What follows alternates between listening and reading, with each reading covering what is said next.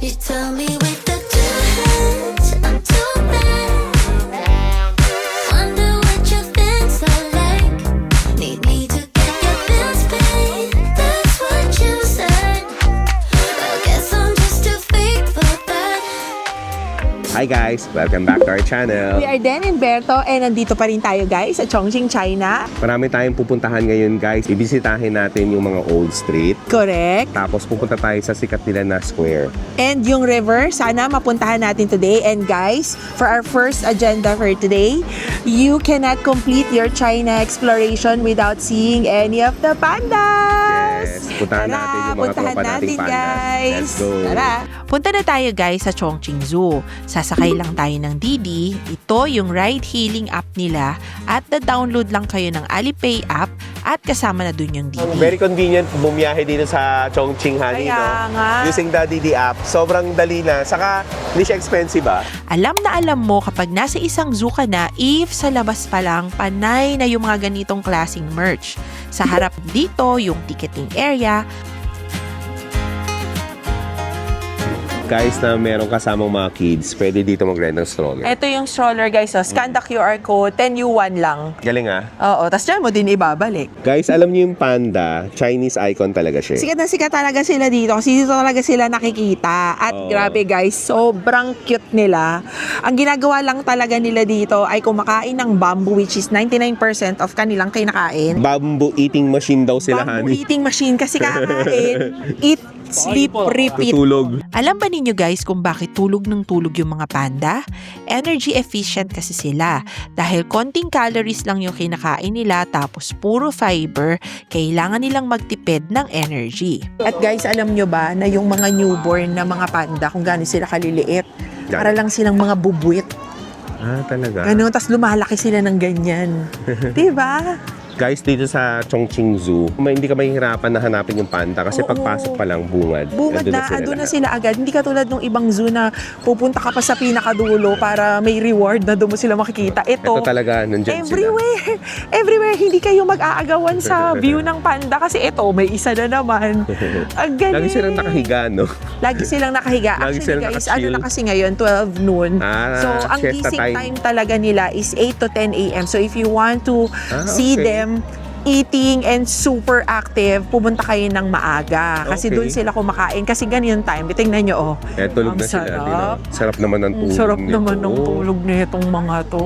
Feeling ko lagi nagpupuyat yung mga panda eh. Bakit? Kasi may mga panda eyes sila. Itim, di ba? Di ba ganun tayo guys? Pag puyat na puyat, grabe, panda eyes lang ako. Tapos yun, tulog. Kaya tingnan mo. Tingnan nyo guys Tingnan nyo. Ayun no. Yung talagang hilig nila, Ganon. honey, Tsaka pag natulog sila, nakaganon. Di Oo, ba? nakadapa sila matulog. Nakadapa sila matulog. Guys, ang pangalan daw niya si Dingding. Ang kulit matulog ni Dingding. Kataob. Nakataob, tapos Ulo, nakalaylay yung ulo. Si Dingding chill na chill. Thank you. Cheers. Pero sa akin mahirap nguyain. Chinese sausage siya, guys. Chinese hotdog. At dahil nandito na lang din kami, dito na kami bumili ng favorite namin na magnet and bookmark. Guys, ito kasi nakikita namin dito sa Chongqing. I-ano namin sa mga bata. Yan siya. Yeah. Ang cute, di ba? 10 yuan. 10 yuan yan. TikTok capital pala talaga tong Chongqing. guys. Kasi naka-live sila. Pakita ko sa inyo Naka-live. Ayun o. Naka-live, honey. Oo. Ayun o, naka-live. Yan naka-live. Galing no? Sinusundan. Pati to guys, tingnan nyo. Ayun na sila, honey. Naglabasan na sila. Ayun na sila. At dito guys sa Chongqing, ang one of the best zoo to see giant pandas. Unlike other zoo na ilan lang ang panda, dito napakarami. Okay, dito na tayo sa next stop. Pupunta tayo sa isang restaurant na ang sabi ay pinakamaganda daw ang view. Welcome to Longmenhao Old Street. Dito guys, akyatan ng malala ha, kaya dapat magre-ready kayo. Dating residential area ito, kaya yung mga structure tucked in between between old alleys. Guys, nandito na tayo sa Longmenhao. Old traditional village siya dito sa Chongqing, China, guys. Na-preserve siya para mapakita naman yung old style of living. So, dito, expect natin, makita tayo ng mga old alleys, ng mga bahay. Pero, ginawa na din siyang modern. Kasi Oo. nilagyan na rin siya ng mga modern structure. Actually, may mga elevators na din dito and may mga maraming kainan na. At ito yung sinasabi kong restaurant. Welcome to Dola Banana Restaurant, where this is a hidden gem at Longmenhao, which is the best viewpoint of the bridge and the city. Guys, nandito tayo ngayon sa Dola Banana Restaurant. Dola Banana Restaurant ito, guys. Nandito to sa parang 5th level. 'Di ba iba-iba na naman talaga yung mga floor dito. Kasi ito nasa 5th level at yung view namin, Sobrang ganda talaga. ito na yung very iconic, nakita mo talaga lahat. Nandito yung Yangtze River sa gilid, pati Yangtze yung River. iconic na Chongqing na bridge. Pinagmamalaki ko talaga tong menu nila eh. Yung menu Cute nila, kasi ano yan ang cute eh. talaga eh. Ganito Menu yung nila. pet ni Berto dati. Oo. Si Yuriko. We had fresh garden salad, grilled chicken, creamy pasta, and their breakfast platter. Grabe naman tong juice natin, honey. Napaka-aesthetic. Grabe guys, pinitas. Kapipitas lang, honey. Pinitastas ni Rose. First time ako nakakita ng spaghetti na may kalamansi. Pansit kasi, yung pang Chinese pansit. Ito, Hybrid. kalamansi. Hybrid. Guys, ito na yung pasta. Let's see. Pala dalawa in order ko niyan. Legit? Niya? Legit, di ba? Napaka-creamy niya. Pero ito, kahit walang Very karne creamy ito, siya. guys. Walang karne to, sauce lang. Feeling ko ano to, tomato sauce na merong heavy cream, tapos maraming mga herbs. Guys, we are now here at Jeffang Bay. Dito tayo ngayon sa gitnang-gitna ng Chongqing, honey. This is the heart of Chongqing City, guys. Kaya kami pumesto dito. Tingnan nyo yung likod, guys. Chopstick siya. Chopstick Yan yung building. Chopstick Building. Nandiyan ang Chopstick Museum, guys. So, Ang galing. mag-forward kami para mapakita naman namin sa inyo ang itsura ng Jeffang Bay. Yeah, let's go. Guys, nandito tayo ngayon sa tapat ng People's Liberation Monument. Ito yung pinakasentro dito sa sentro ng Chongqing City. Kasi guys, itong Chongqing, ito yung center ng World War II. So nung nanalo sila, kinabit nila ito, tinayo nila itong monument na to.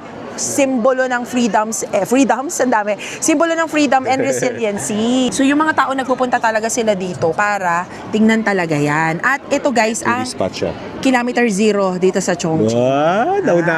Naunahan ako ni So Dendon, guys, ang kilometer zero, dito nagmi-meet lahat. Tama. Guys, para magkaroon kayo ng comparison, parang ito yung Rizal Park sa Yun ang atin. kilometer zero ng Philippines. Di ba? Ito guys, yung sikat na sikat nilang milk tea. Parang lahat ng corner dito merong ganitong stall. Parang yung feels dito ay isang busy square na madaming mga store. O ito, may Panerai. Dito naman sa kabila, may Apple Store. At ito yung naging favorite namin, yung chocolate museum. Pasok pa lang, amoy May tsokolate chocolate. na.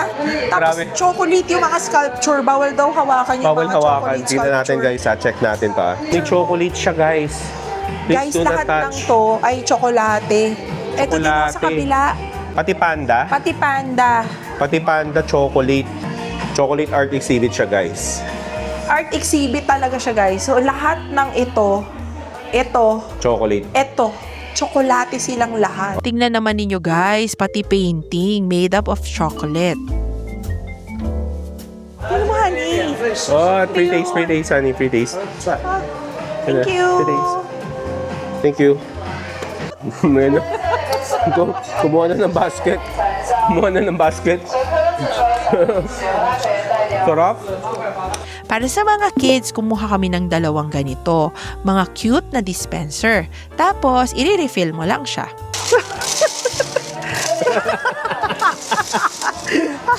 Yung sa aking kamay lang, kanya-kita mo ka, Hanip.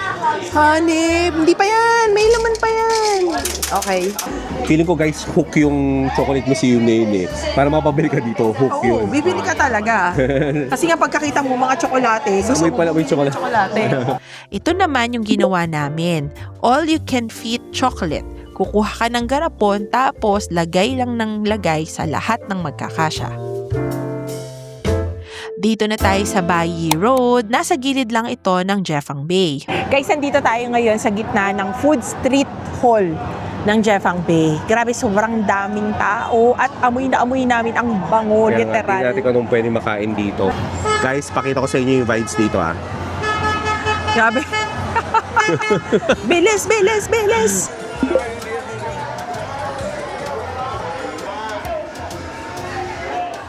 Grabe dito guys, overstimulation. Sobrang dami yung mabibili. Tapos ang ingay. Ingay. Lahat na ata ng pagkain mabibili dito. Merong ganitong mga sama-samang pork, mga grilled meat, mga stuffed tofu, at ito may tempura, madami ding mga chili noodles. Hinahanap kasi namin guys yung famous na pepper ice cream. Chili oil ice cream At yata chili yun. oil ice cream o sana mahanap natin kasi yun yung pinunta natin dito eh. Finally, nakita na namin yung ice cream shop dito. At Dito lang siya sa tapat na tapat. bungad lang pala siya nung food road nila. Food Dito street. lang siya sa may tapat ng Moxie na building guys. Kung gusto niyo ring pumunta dito at tikman tong kanilang kakaibang ice cream. Kaya nga, let's go. Tikman natin. Combination to ng soft serve vanilla ice cream plus Szechuan's chili and red pepper quartz. Guys, nandito na tayo sa Chongqing.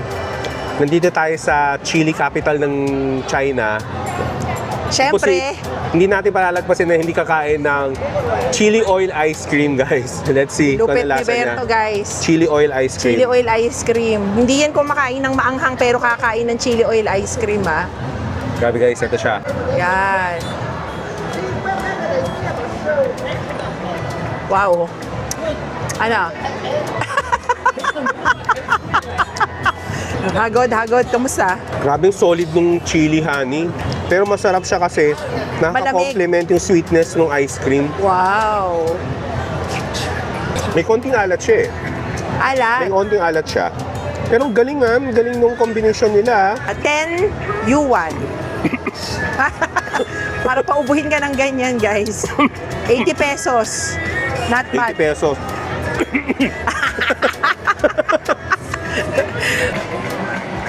Alam niyo yung maanghang pero malamig tas matamis. Ganun siya.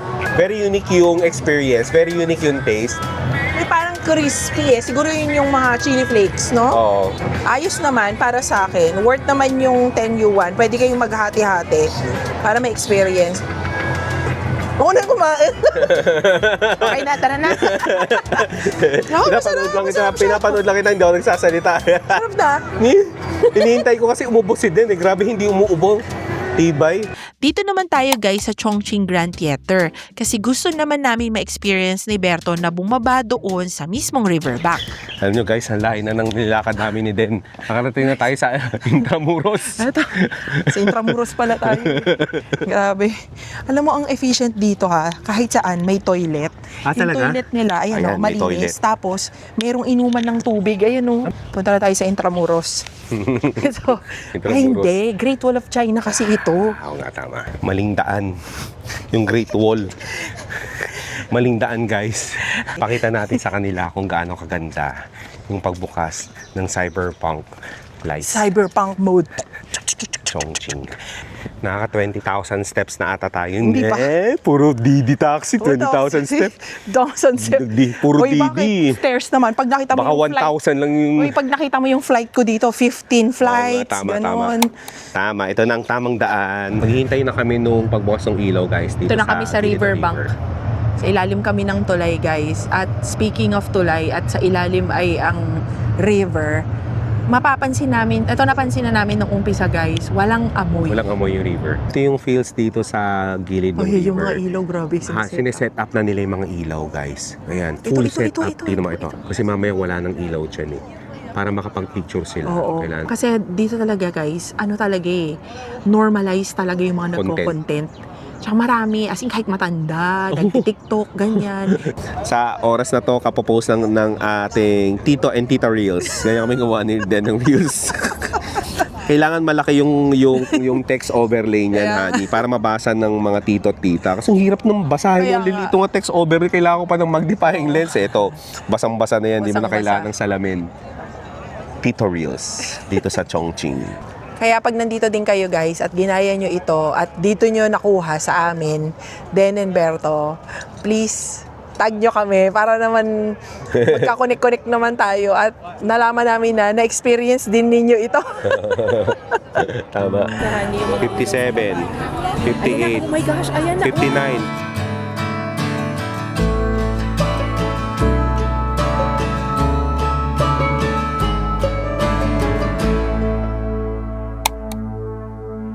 Guys, nandito kami ngayon sa Hong Yadong Cave at maghahanap kami ng best hot pot. Itatry natin dito ngayon guys yung kakaibang hot pot ng Chongqing. Yes. Kasi iba daw talaga yung hot pot dito, ang tawag nila mala. Mala hot pot came from the root word ma, meaning, Manhead, and la, meaning. spicy. Manhead lang. Hindi, tama, Manhead. nam, Oh, nam, tama. saka spicy. Manhead at maanghang. Yes. Double mala. So, tingnan natin guys ha. Itatry namin ni Berto yung manhead at maanghang, pero wala. Oh, wala, Wala po. meaning Mild less lang, mild lang. spicy. Mild spicy. Saka to. Fried banana? Fried banana. Fried banana. One. One. Okay. Wala? Yeah. Wala. Okay, wala. So, Yeah. so spicy. Chongqing. Chongqing wala. Yeah. Chongqing wala yan, honey. Last hotpot for the win, o order kayo guys ng meat, vegetables, at favorite namin itong mga ginagawang meatballs dito. Tapos, ito na yung soup base, aantayin nyo lang kumulo. Yes, ganyan talaga yung sili. Itong isa naman, non-spicy. Tapos, gagawa ka lang ng sauce, do it yourself ito guys, based on your taste na lang. At, don't forget the sesame oil ha! Kasi Kasi itong shrimp ibobol ball, mo siya. ibobol mo siya talaga. Tapos ilalagay O, mo ikaw doon. yung bahalang mag-ball. May gusto mo bang ilagay ito sa wala or non-wala? Wala yan, wala. Wala. Wala natin yan.